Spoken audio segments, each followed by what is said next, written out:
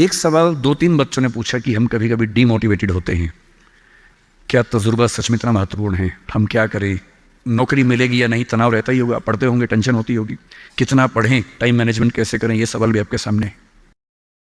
मैं आपसे, देखिए मेरा काम चीज़ों को आसान करना है। मैं दिल्ली में पढ़ाता हूँ आईएएस के बच्चों को, तो मैं उनको भी ये कहता हूँ कि चीज़ें मुश्किल तो कोई भी कर सकता है, चीज़ें आसान करना मुश्किल है, और हमें तो चीज़ें आसान करनी है। इस दुनिया में कोई भी ऐसा एग्ज़ाम नहीं जिसके लिए आपको 24 घंटे पढ़ने की ज़रूरत है।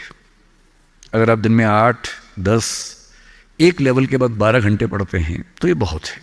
इसलिए मैं आपसे कह रहा हूँ, शुरुआत के लिए 8 घंटे की पढ़ाई, 8 घंटे की नींद और 8 घंटे बाकी सब चीज़ें, खेलना कूदना, वो बहुत ज़रूरी है। यहीं से बात आती है मोटिवेशन की। एक ये है कि हमारा मोटिवेशन हमेशा कैसे रहे, और एक ये कि कभी कभी स्ट्रेस ज़्यादा हो जाता है, उस समय हम कैसे मैनेज करें। आपकी उम्र में स्ट्रेस ज़्यादा होने की वजह यह भी है कि आपके हार्मोन्स इस उम्र में ज़्यादा, उनमें वाइब्रेशंस होते हैं, तो मूड स्विंग ज़्यादा होते हैं। जैसे जैसे आप मैच्योर होते जाएंगे उम्र के साथ, आपके मूड स्विंग्स कम हो जाएंगे। जैसे आपके पेरेंट्स हैं, आप देखेंगे, स्पेशली फादर को आप देखेंगे, आपके फादर आमतौर पर इमोशनल बातों से बहुत प्रभावित नहीं होते होंगे। जैसे आप कहेंगे, पापा आज मेरी फ्रेंड ने मुझे छोड़ दिया, पापा कहेंगे कोई बात नहीं। आपके अंदर से आंसू छूट रहे हैं, आपका मन कर रहा है मैं क्या कर लूँ, आग लगा दूँ, जंगल में जाके क्या कर दूँ, इमोशंस ऐसे उछल रहे हैं आपके, पापा क्या बोल रहे हैं, कोई बात नहीं, कोई और मिल जाएगा उससे बेहतर, ठीक है। ऐसा नहीं कि बहुत अभ्यास किया उन्होंने, उम्र बढ़ने के साथ साथ हमारे हार्मोन्स का बैलेंस चेंज होता है और आप बहुत मैच्योर हो जाते हैं। मैच्योर होने का सबसे बेसिक मतलब है कि आप किसी इमोशन में बह नहीं जाते, आप खुद के ऊपर कंट्रोल बेहतर रख पाते हैं, तो उम्र के साथ होगा। लेकिन अभी जैसे डीमोटिवेशन आपको होता होगा, करियर को लेकर सवाल मन में आता होगा कि आईएएस बनूं तो कैसे बनूं, कितना पढ़ूं, कितना ना पढ़ूं, ये सब सवाल आते होंगे। तो मैं आपसे 2-3 बातें कहना चाह रहा हूं। मैं तो आईएएस के लिए पढ़ाता हूं, अगर आप आईएएस की तैयारी करेंगे तो इनडायरेक्टली कहीं ना कहीं मुझे उससे फायदा ही होगा। पर ईमानदारी की बात यह है कि वो अकेला रास्ता नहीं है। एक बात को ठीक से, आईएएस बनने का मजा क्या है कि आपका सोचने का तरीका बहुत साइंटिफिक हो जाता है। आप फैक्ट्स पे बात करते हैं, तथ्यों पे बात करते हैं, आर्गुमेंट्स पे बात करते हैं, इमोशन से बात नहीं करते हैं, समझदारी से बात करते हैं। हमारे देश में जो आबादी है, वो आबादी, अब सेंसस जब भी होगा पता लगेगा, पर हम मान के चलते हैं कि वो आबादी लगभग 145 करोड़ के आसपास इस समय हो चुकी है, पूरे इंडिया की बात अगर हम करें।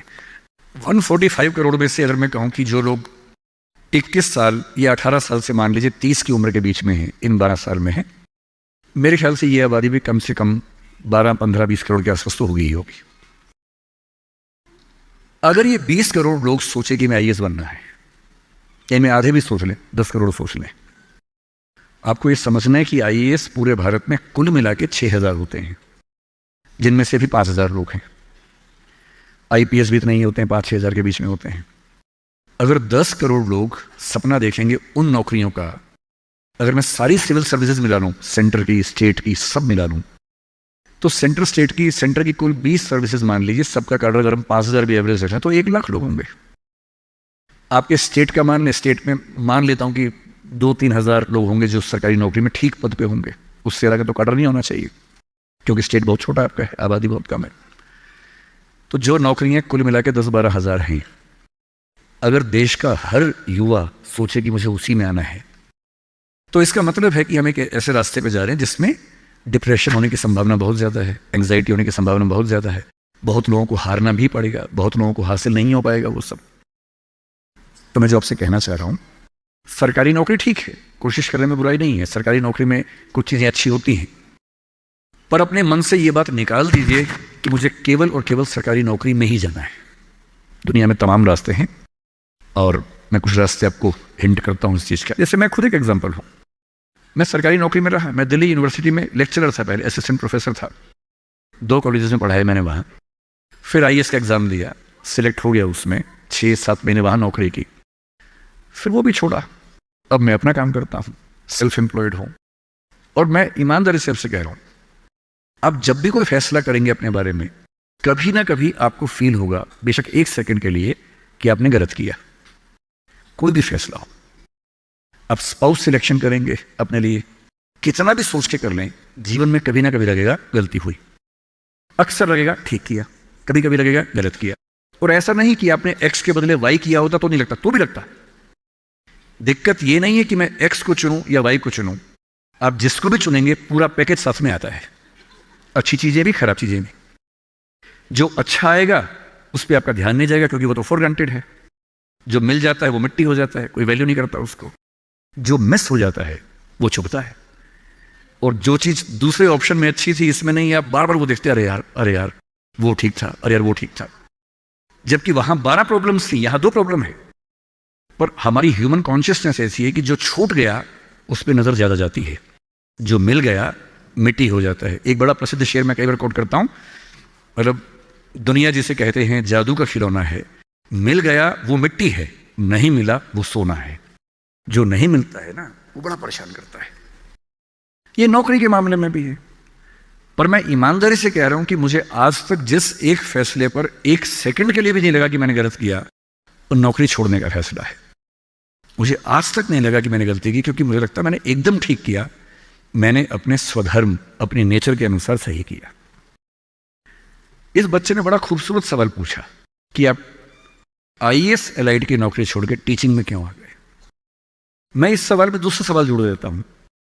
हमारे सामने प्रेम सिंह जी बैठे हैं, मुख्यमंत्री जी बैठे हैं, वो टीचिंग की नौकरी छोड़ के पॉलिटिक्स में क्यों आ गए। 2 एग्जाम्पल्स हैं आपके सामने। इन दोनों में एक तारतम्य है, एक रिदम है, एक लय है दोनों में। वो टीचर बने, उनको फील हुआ कि उनका स्वधर्म टीचिंग से ज्यादा कुछ और है। मैं आईएएस एलाइड में आया, मुझे लगा कि मेरा स्वधर्म इससे ज्यादा टीचिंग में है। स्वधर्म क्या होता है? आपने गीता पुस्तक का जिक्र सुना होगा, उसमें श्री कृष्ण ने स्वधर्म का जिक्र किया है। यहां बहुत सारे बच्चे बौद्ध समाज से होंगे, महात्मा बुद्ध ने भी इस बात पर खूब जोर दिया है।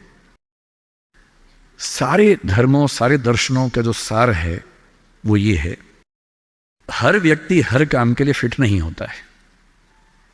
2 चीजों पे गौर करना है। पहला, मैं क्या अच्छा कर सकता हूं, मैं कैपेबल किस चीज के लिए हूं। दूसरा, मुझे क्या करने में मजा आता है। और जहां इन दोनों का इक्विलिब्रियम हो, जहां ये दोनों बातें मिल जाएं, वो आपका स्वधर्म है।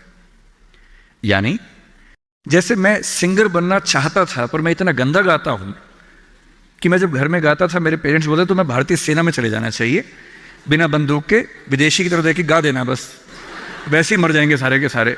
सही बात है भाई, ये भी ठीक बात है।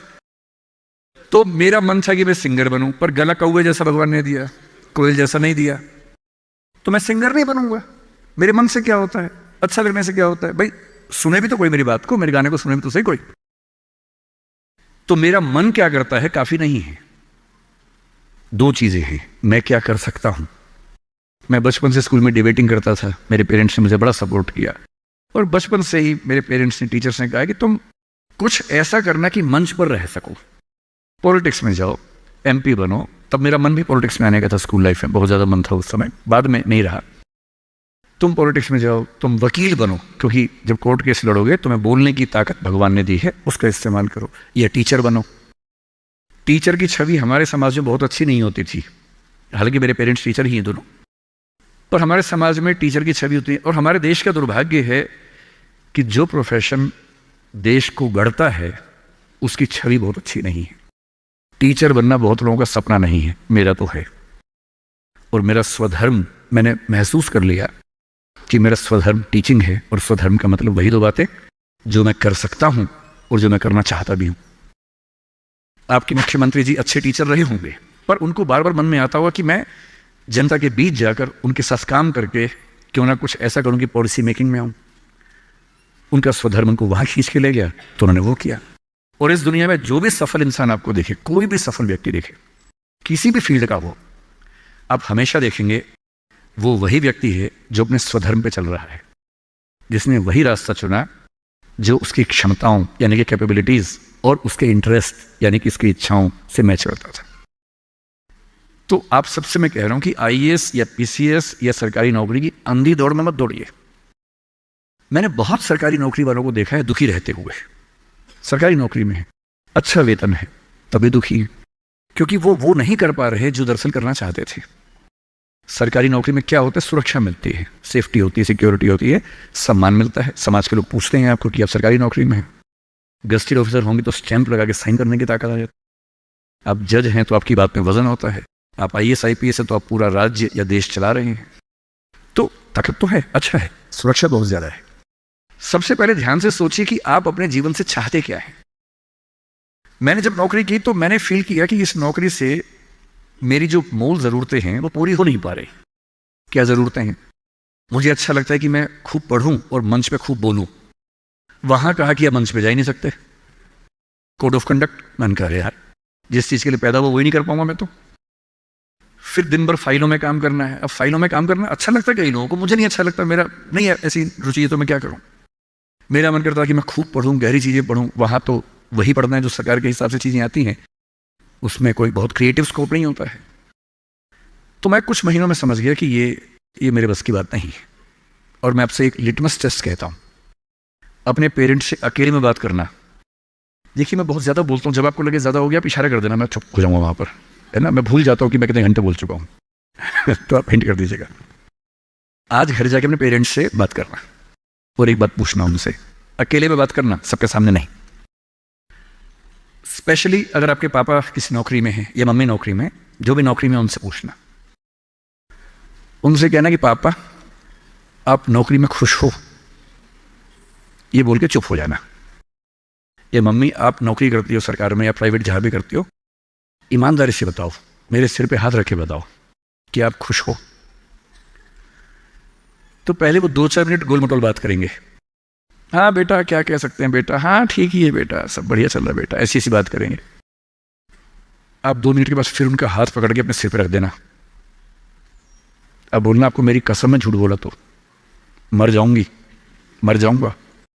झूठ मत बोलना, सच्ची बताओ आप खुश हो।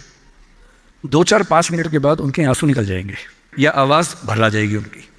और मैं गारंटी दे रहा हूं, आप 10 में से 9 पेरेंट्स कहेंगे बेटा खुश तो नहीं है पर क्या करे, क्या करे। तुम्हारा करियर बनाना है, तुम्हारी जिंदगी ठीक रहे, नौकरी छोड़ भी तो नहीं सकते। शायद बाद में जो PF है उसके पैसे मिलेंगे, तुम्हें कॉलेज में पढ़ाना होगा, फीस इकट्ठी करनी होगी, घर बना के देना है, तुम्हारी शादी होगी। कैसे करूंगा, कैसे करूंगी। अब उनसे पूछना कि अगर आप 20 साल पीछे जा सको अपने इतिहास में, टाइम मशीन में आपको बिठा दिया, 20 साल पीछे ले गए और आपको 2 ऑप्शंस मिले, एक यही नौकरी करने का, एक कुछ और करने का, और ये एज्यूम करते हैं कि फाइनेंशियल सिक्योरिटी उतनी ही आपके पास रहेगी जितनी नौकरी में थी, एज्यूम कर लेते हैं। आप क्या करना चाहेंगे? गारंटी से बता रहा हूं, मजाक नहीं कर रहा हूं, गारंटी दे रहा हूं कि 10 में से कम 7 या 8 कहेंगे मैं वो रास्ता चुनना चाहूंगा, ये नहीं चुनना चाहूंगा। इसलिए सिर्फ सिक्योरिटी जिंदगी में काम नहीं आती है, जिंदगी में बहुत कुछ काम आता है।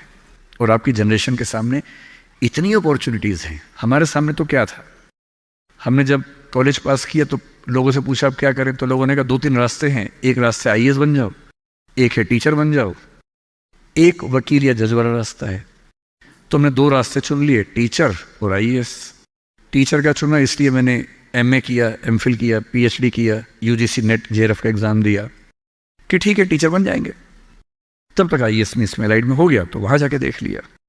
जल्दी ही समझ में आ गया कि दोनों में उतना मजा नहीं आ रहा है तो दोनों छोड़ दिया। लेकिन उस समय छोड़ दिया। अगर 2-4 साल कर लेता तो आज तक वही कर रहा होता, क्योंकि वो जो सुरक्षा है ना, दलदल जैसी होती है, एक बार दलदल में घुस गए बाहर निकलना बड़ा मुश्किल है। लेकिन आपकी जनरेशन का सोचिए, जब मैं अपने आसपास देखता हूं, मेरे बहुत सारे दोस्त सोशल मीडिया पे काफ़ी सक्सेसफुल हैं, फिल्म इंडस्ट्री में हैं। उनमें से एक ने मुझसे पूछा कि सर मैंने 30 साल नौकरी की है और मैं अपनी फील्ड में लगभग टॉप पे हूं। मान लीजिए मैं आपसे पूछूं, ये प्राइवेट सेक्टर की बात है, एक टीवी चैनल के टॉप व्यक्ति के बारे में बता रहा हूं मैं आपको। उसने कहा कि अगर मैं आपसे पूछूं कि मैंने ठीक किया या गलत किया तो आप क्या सलाह देंगे? मैंने कहा सलाह तो मैं क्या आपको दूंगा, आप मुझसे बड़े हैं, सलाह तो मैं आपसे ले लेता हूं बल्कि, लेकिन अगर आप मेरा ओपिनियन चाह रहे हैं तो मैं आपको केवल एक बात बता के समझाता हूं। मेरा अपना मानना यह है कि नौकरी अच्छी है, नौकरी से अच्छा है उद्यम, एंटरप्रेन्योरशिप या सेल्फ एम्प्लॉयमेंट। ये बात मैंने कई मंचों पे कही है। कुछ दिन पहले मैं दिल्ली का एक बहुत प्रतिष्ठित कॉलेज है, Shri Ram college of commerce, SRCC, वहाँ मैं गया था और मैंने बड़ा खुल के कहा कि स्टार्टअप करना नौकरी करने से बेहतर क्यों है। एक आर्गूमेंट दिया, वहाँ एक आर्गूमेंट छूट गया था, आज मैं आपको वो आर्गूमेंट बताता हूँ। जब हम नौकरी करते हैं, मैंने उसी व्यक्ति को कहा कि जैसे आपने नौकरी की है, 30 साल हो गए, आपके पास 3-4 साल बचे होंगे। उसने कहा सर 3 साल बचे हैं, फिर मैं रिटायर हो जाऊंगा। मैंने कहा आपने ज़िंदगी भर में, मेरे ख्याल से आपकी महीने की सैलरी आजकल शायद 1.5-2-2.5 लाख रुपए होगी। आपने ज़िंदगी भर में ठीक ठाक पैसा कमाया होगा, पर जितना भी कमाया होगा लगभग उतना खर्च भी हो गया होगा, क्योंकि खर्चे भी तो बढ़ते हैं ना परिवार के समय के साथ। बच्चे हैं, करियर है। बोले हाँ सर, कुछ बचता नहीं है, बस ये है कि काम चल जाता है। मैंने कहा अब 4 साल में रिटायर होंगे, आपने एक घर जरूर खरीद लिया होगा नोएडा वोएडा में। बोले हाँ सर, नोएडा में। नोएडा दिल्ली के पड़ोस में है, जहाँ कई लोग रहते हैं। दिल्ली में नौकरी करके घर खरीदना बड़ा मुश्किल काम है। तो दिल्ली में जो लोग नौकरी करते हैं, दिल्ली के आसपास घर खरीदते हैं। नोएडा एक जगह है, इंदिरापुरम एक जगह है, गुड़गांव एक जगह है, वहाँ आमतौर पर घर खरीदते हैं जो दिल्ली से सस्ता मिल जाता है और अच्छा घर मिल जाता है। मैंने कहा रिटायर हो जाएंगे, रिटायरमेंट के बाद कितने पैसे आपके पास होंगे, जिंदगी भर की बचत? बोले सर मैंने कुछ स्कीम्स में पैसा लगा रखा है, लेकिन मेरे पास 10-15 लाख रुपए कैश होगा, और जो स्कीम्स मैंने इन्वेस्ट किया हुआ है, मैंने सही टाइम पे इन्वेस्ट कर दिया था, तो मुझे महीने का 50-60-70 हज़ार रुपये वहाँ से आता रहेगा, जिससे मेरे खर्चे निकलते रहेंगे, मेरी फैमिली सेफ रहेगी, मेरे हस्बैंड वाइफ हम सेफ रहेंगे। मैंने बढ़िया है। मैंने कहा सिनेरियो नंबर 2 सोच के देखिए ज़रा। फिर मैंने ये भी पूछा आपके बच्चे करते क्या हैं? तो उन्होंने कहा कि सर मेरा एक बच्चा तो सॉफ्टवेयर की दुनिया में है, एक बच्चा मेरा मीडिया में ही, जर्नलिज्म में ही काम करना चाहता है, वो अभी पढ़ रहा है, जल्दी ही नौकरी शुरू कर देगा। मैंने कहा जब वो नौकरी शुरू करेगा उसकी सैलरी क्या होगी? तो सर शुरुआत तो 30-35 हज़ार से होनी चाहिए, धीरे धीरे फिर परफॉर्मेंस के हिसाब से सैलरी बढ़ जाएगी उसकी। मैंने कहा चलिए अब चैनल चेंज कर लेते हैं। मान लीजिए कि आपने 30 साल पहले नौकरी की जगह अपना उद्यम शुरू किया होता। लेट अस एज्यूम, मैं जानता हूं कि अपना उद्यम करने में खतरा ज्यादा होता है, बहुत ज्यादा होता है। 1000 में एक उद्यम बेहद सफल होता है, जिसको आप देखते हैं अखबारों में स्टार्टअप, और वो क्या बोलते हैं, यूनिकॉर्न। यूनिकॉर्न का मतलब एक सींग वाला घोड़ा, ऐसा घोड़ा जिसका एक सींग हो। एक माइथोलॉजी है यूरोप की, उसमें यूनिकॉर्न का जिक्र आता है। वो तो 1000 में एक होता है यूनिकॉर्न। बाकी लेकिन ये है कि आप रीजनेबल सक्सेस तो आप ला सकते हैं थोड़ी सी मेहनत करके। धीरे धीरे लोग आपको जानने लगते हैं, एक ब्रांडिंग बनने लगती है, और 3 साल का मानते हैं कि ब्रेक इवन का एक जस्टिफिकेशन पीरियड है कि 3 साल अगर आपने ठीक से काम कर लिया। एक ये फॉर्मूला आप भी समझ लें, दुनिया में कोई भी काम हो, कितना भी मुश्किल हो, अगर आपने 3 साल उस पर ठीक से खर्च कर दिए तो मान के चलिए कि उसमें आपको सक्सेस मिलनी तय हो जाएगी। 3 साल का गोल्डन रूल है। तो मैंने उस व्यक्ति से कहा कि अगर आपने 3 साल स्ट्रगल कर ली होती, अपना काम शुरू किया होता, लेट अस एज्यूम, और सफल हो जाते, और मान लीजिए सफल ना होते तो नौकरी कर लेते, ऐसा भी क्या है, 30 साल नहीं 27 साल नौकरी कर लेते, कौन सी ऐसी खास बात है। और यदि आज आपका एक एम्पायर खड़ा हो जाता, अभी आप नौकरी करते हैं, उस समय शायद आप 500 लोगों को, 100 लोगों को, 1000 लोगों को नौकरी दे रहे होते। कोई मुझसे अगर पूछता है ना कि मैं जिंदगी में किस चीज से सबसे ज्यादा खुश रहता हूं, सबसे ज्यादा, वो ये है कि जब मैंने नौकरी छोड़ी, अपना काम शुरू किया। शुरू में हमारे यहाँ 3 लोग काम करते थे, आज हमारे दृष्टि ग्रुप में 1800 लोग काम करते हैं, 1800। और मुझे सबसे बड़ा सुकून इस बात का है कि 1800 परिवार चल रहे हैं मेरे उस एक फैसले से। और यदि आप उद्यम करते हो, उनसे मैंने कहा, और एज्यूम करते हैं कि 30 साल की मेहनत के बाद आपका उद्यम जो है आपकी अभी की सैलरी से शायद 50 गुना ज्यादा कमा रहा होता, उस कंपनी की वैल्यू आपकी सैलरी से शायद 1000 गुना ज्यादा होती, जैसा वैल्यूएशन होता है, और आपका बच्चा अपना काम शुरू करना चाहता। आज आप 2.5 लाख रुपए कमाते हैं, आपका बच्चा 30,000 से शुरू करेगा, पूरी स्ट्रगल वैसी की वैसी करेगा। अगर आप उद्यमी होते, आपका बच्चा वहां से शुरू करता जहां आपने छोड़ा है, और पूरी एक पीढ़ी की मेहनत आपको एक्स्ट्रा मिलती जो अब नहीं मिलेगी।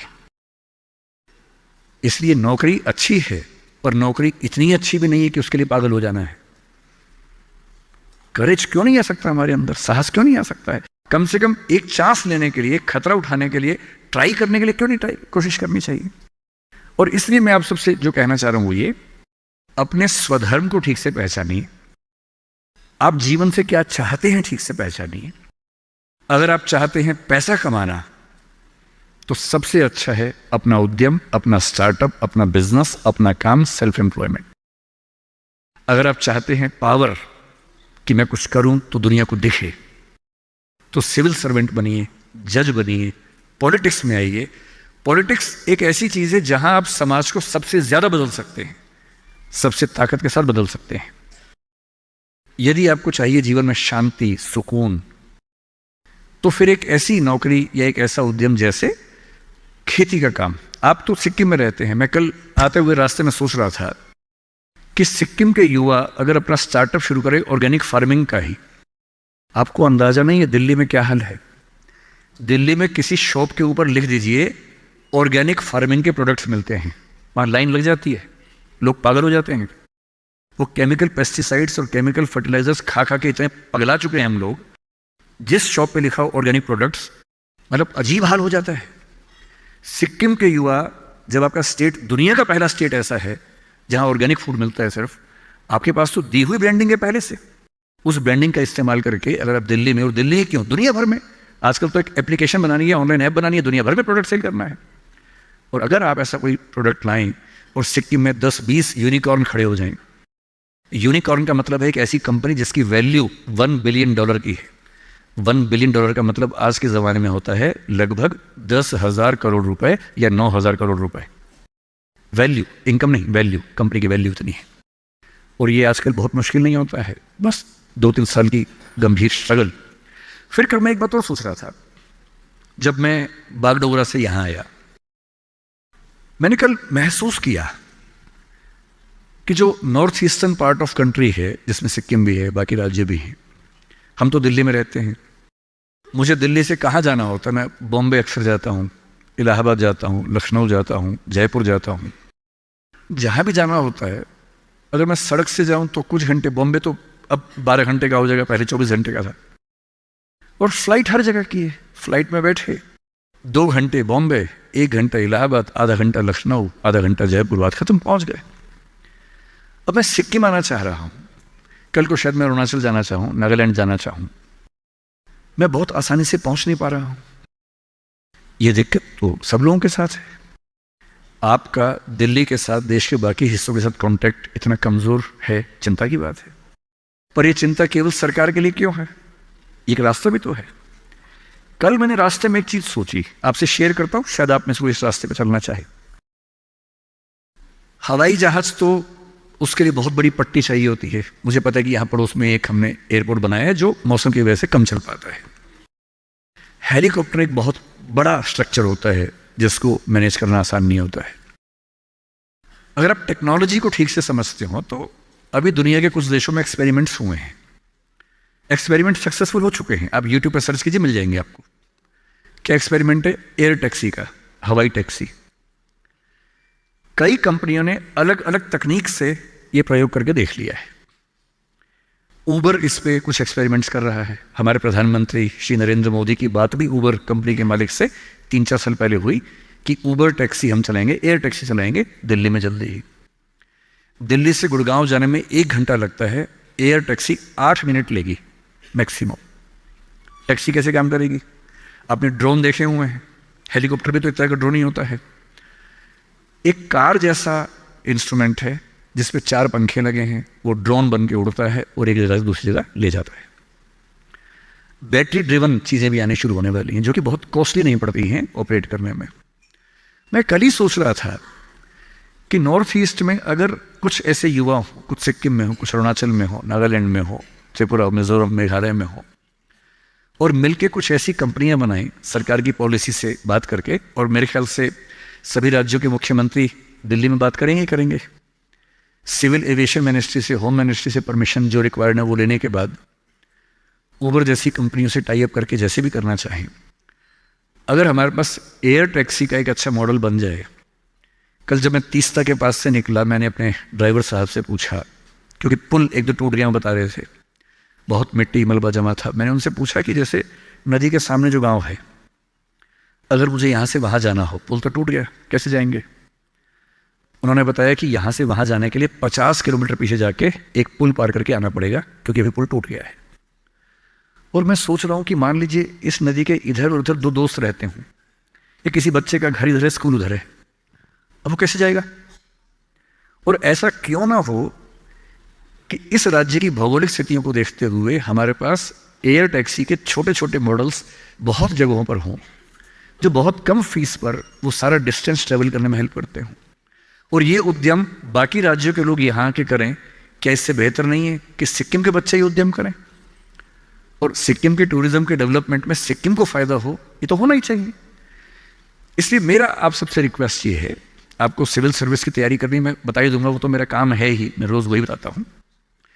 तो मैंने अभी तक आपके 2 सवालों का एड्रेस किया, एक अंतिम सवाल टीचर्स वाला और एक थोड़ा सा मोटिवेशन लेके बात समाप्त करूंगा, क्योंकि मुझे अंदाजा है कि काफ़ी ज़्यादा हो गया होगा।